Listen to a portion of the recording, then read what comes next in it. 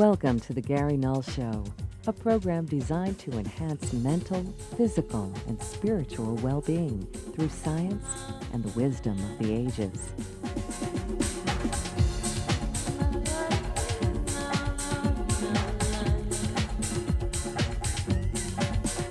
Let us take you on a journey of empowerment.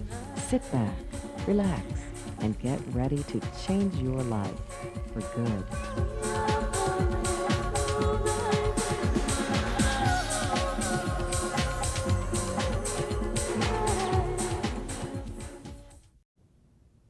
Hi everyone, I'm Gary Null. I'd like to welcome you to the Gary Null Show. This is the place to come to if you want programs you're just not going to see anywhere else. I can promise you at the end of this program, you're going to have insights and information that will stimulate constructive thought and change. Literally, we can make ourselves sick, have high blood pressure, age prematurely, create stress hormones simply because of an inappropriate response to someone in a relationship. Now, versus this, a person who's loving, who's kind, who's thoughtful, who's giving, and we think, oh my God, that's really good. So what do? We want that person in our lives, but we aren't manifesting that ourselves. More often than not, what will happen is instead of taking that as an example of what we could do in return, by being disciplined and focused, and being aware when we make an inappropriate choice and stopping, pushing stop on the tape recorder in our brain saying, no, I'm not going to go there because if I go there, it's going to be negative and there's going to be negative feedback and I don't want to destroy the energy. Instead, more often than not, we just become a sponge for someone's giving to us, but it's a sponge that ends up draining.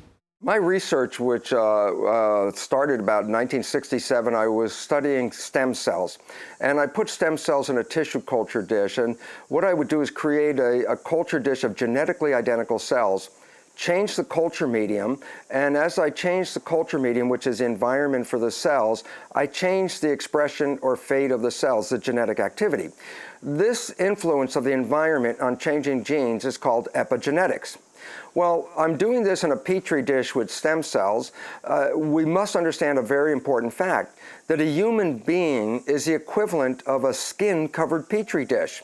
A human has about 50 trillion cells growing inside their body, and the growth medium inside the body is called the blood. So by changing the composition of the blood, the chemical composition of the blood, I am influencing the genetic activity of the cells. Whether I do it in a plastic dish or whether I do it in your skin-covered petri dish body, it's still the influence of the environment affecting the genetic readout. Now here's where the important issue comes in regard to love and fear in our lives. The blood is the culture medium of the body's cells. And if I change the composition of the blood, then I change the fate of the cells. Well, the question is, what controls the blood's composition? The answer is, the brain controls the composition of the blood. And the brain controls that chemistry of the blood in regard to our perceptions of life. So if I'm in love, I release different chemistry from my brain than if I'm in fear. For example, in love, I release oxytocin, serotonin, and growth hormones. These chemicals in the blood cause the growth and enhancement of the health of cells, whether it's in a human body or whether it's in a plastic dish. In contrast, when I'm in fear, I release stress hormones such as cortisol or norepinephrine or histamine. Those chemicals actually change the fate of the cells and put the cells into a protection posture. So it comes down to very simply this. Our attitudes or our perceptions of the environment, whether it includes love or whether it includes fear, changes the chemistry of our blood via the action of the brain, and the chemistry of our blood adjusts the genetics of our cells, epigenetics. So therefore, it is profoundly important what you perceive in life because your perceptions are actually altering and directly influencing your gene activity, and there is a very profound difference between the chemistry that's released when a person in love and the chemistry that is released when a person is in fear, for example. So therefore, it really is incumbent upon us to recognize that our emotions and attitudes and responses to the environment are controlling our genetics via the chemistry of the blood. It's very interesting to me coming through hardcore science that I was trained in almost the cellular end of survival of the fittest. What happens to cells as they evolve in beings and species as they evolve? But my personal experience was discovering the power, if you will, of compassion. And the information that comes out of cultures where cooperation and compassion work rather than competition. So I see in the sort of large sweep of things the efficacy of compassion. At a cellular level, compassion has now been shown to create neurogenesis. The brain cells in the cortex of our brain that are crucial for cognition, for doing all of the mental activity we need to do, especially as we age, are replaced when we engage exercise, fine motor skills, and compassion. This is an amazing thing that there's actual cells within our body that respond to the emotion, the actions of compassion. It was thought for a long time that the minute we're born and in the first few months of life, we have all the brain cells we're ever going to have. The truth is that our brain cells do divide. They are replenished very slowly. And technology has had to develop to be able to show us that they actually do divide, that there are new ones that are formed. And compassion actually is one of the facilitators, if not the driver, that allows those brain cells to be replenished.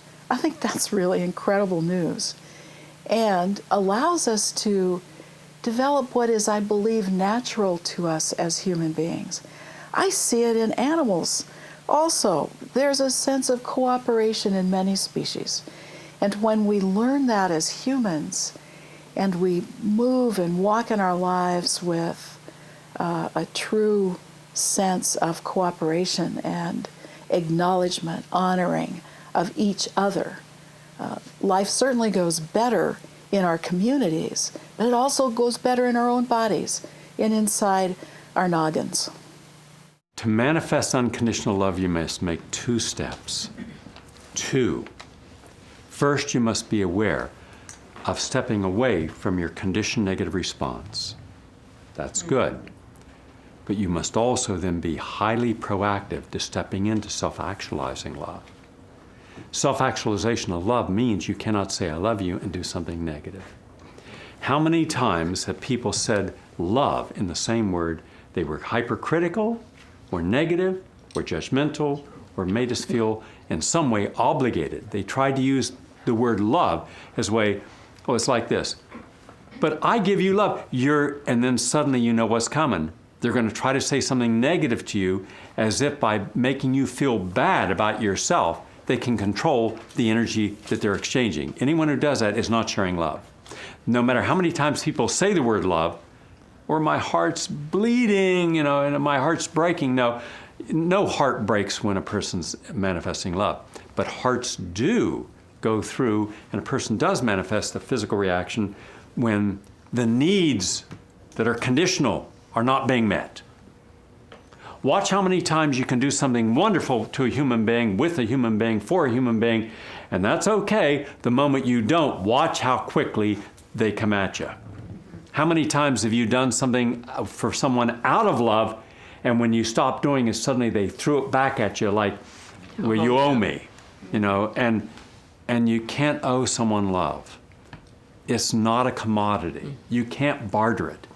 So understand what love isn't in a relationship. Love is not one person demeaning another and expecting the other person to abdicate so they come back so they can share love. You're not sharing love when someone does something negative. Let me explain that again.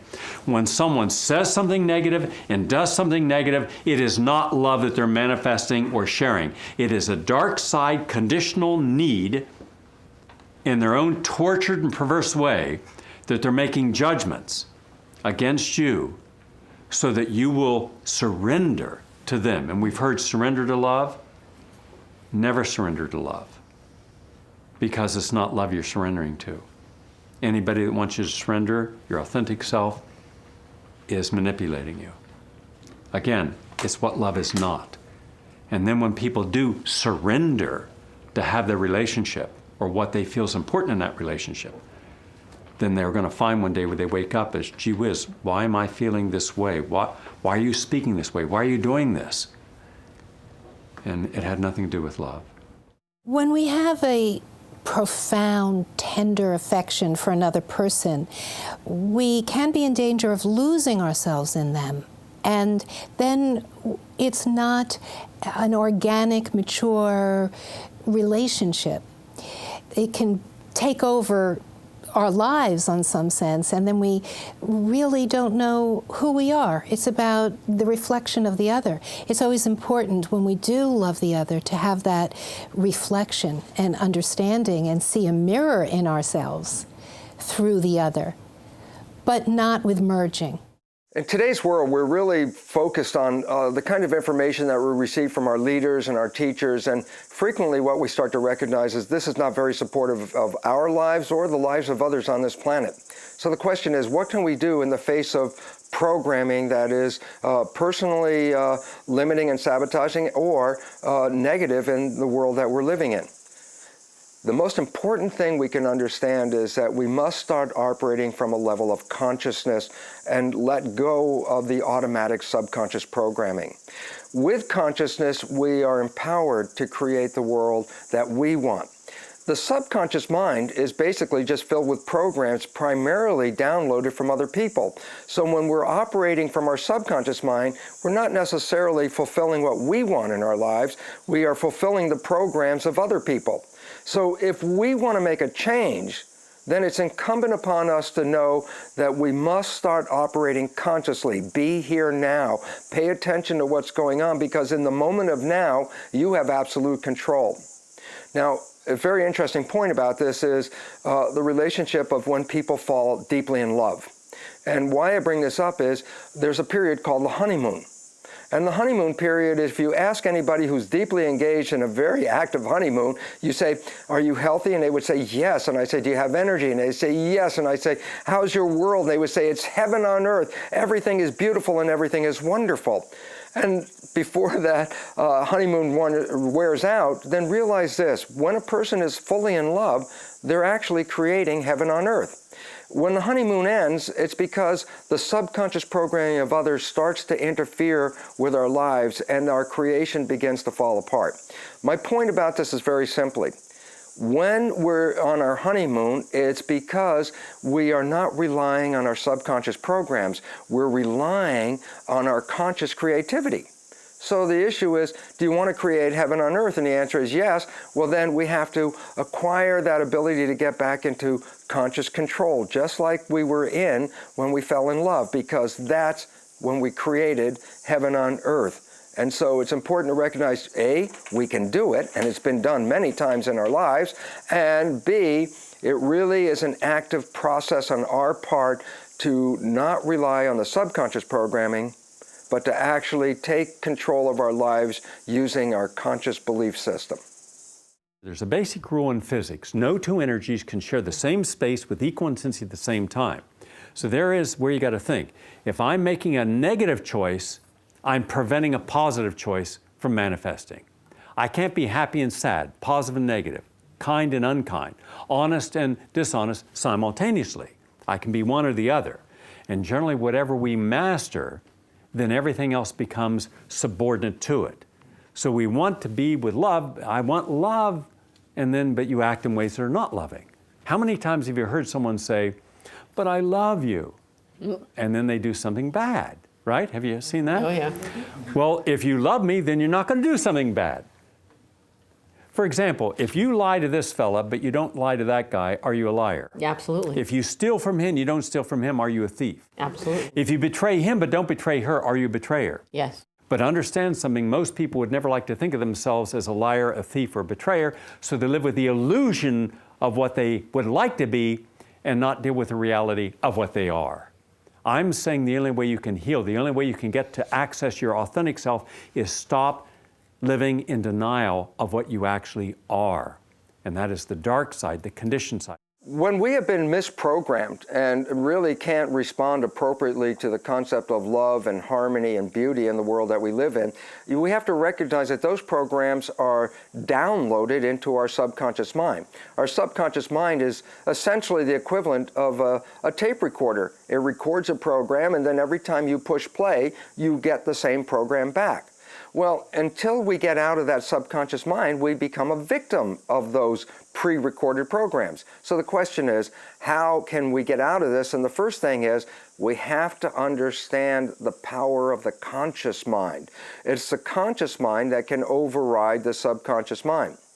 Unfortunately, the conscious mind, which is the creative mind, the mind that has our wishes, our desires, our aspirations, this mind on a general day-to-day basis operates only about 5% of the time. So basically it says that 95% of our day we are unconsciously operating from programs that have been pre-recorded into our subconscious mind. But for personal empowerment, we need to be able to emphasize our conscious mind, because that's the one that can override the subconscious programming. So our biggest effort in this world is to correct the misprogramming of our youth and put into our lives much more healthy, harmonizing, loving programs that we can reprogram the subconscious mind using the conscious mind. How does one hold love throughout a conflict? Because love isn't something you hold, love is something you manifest. So as long as I am manifesting love, no matter what is happening to me, I will still be able to realize my life is more important than any conflict I'm in. If you took away everything I owned, if you took away my house, my car, you have not taken away anything that is essential to who I am as a human being. You've only taken away the comforts of my existence. I will still be able to maintain my sense of love and respect for life, irrespective of the circumstances that change. Remember, life is a series of passages. We'd like to think that, oh, everything is a continuum. No, everything in life has an expiration date.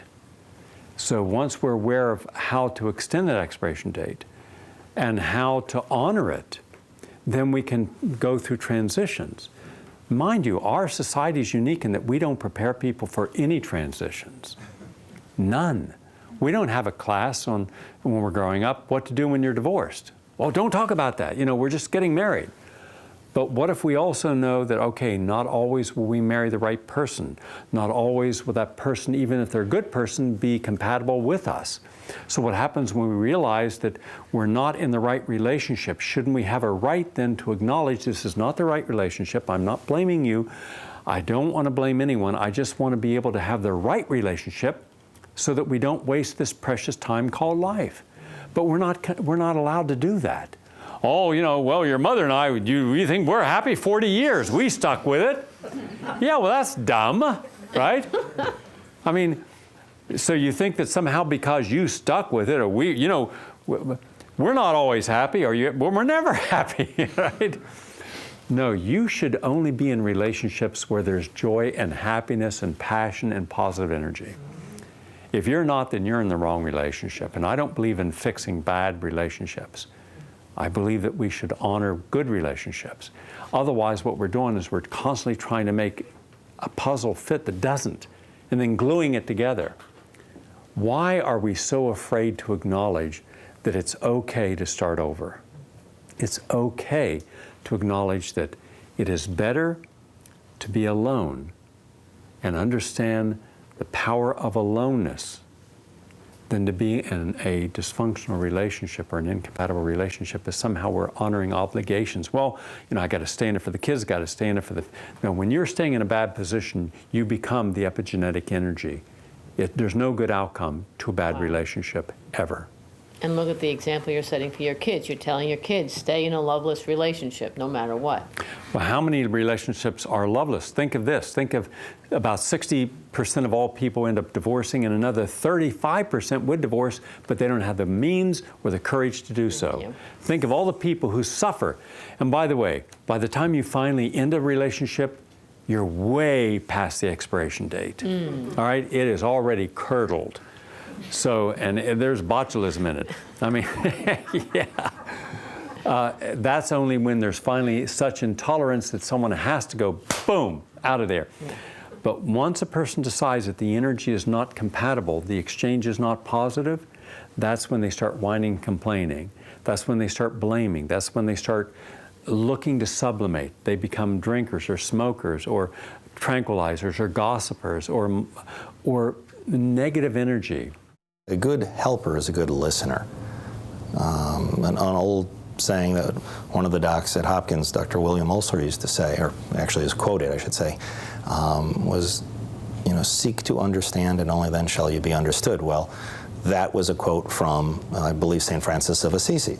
And, one of the things that he took from that is it's far more important to know what person has this disease than to know what disease this person has. It's amazing to think that there's this human dynamic that we're talking about where some people run from it. The best providers tap into that connection. The best lovers are sensitive to the other person. In the book, The 5 Languages of Love that's out there, they emphasize, rather than trying to get someone to speak my language, oh, you're crying, I can't deal with it, so I want you to stop crying so you actually satisfy my needs. The reality is I have to learn to speak your language. And in healthy relationships, that's a beautiful aspect about it. If someone wants me to be on time and bring flowers and express compassionate thoughts and loving gestures, there's nothing negative about that. It might be a bit vulnerable. I might actually get a risk of being harmed, but the benefits are so much greater. And so we're always encouraging people, wait a second, figure out what's the highest standard by which you can live up to in a relationship and hold yourself to that. Live up to that standard. You can't control the other person. You can control yourself. Hopefully the other person is the same way in this relationship. Some of these very simple skills taken to a high level, for example, the skill of apologizing, but not in a sense of culpability and guilt-ridden apology, but how do you apologize as an expression of the love for your partner?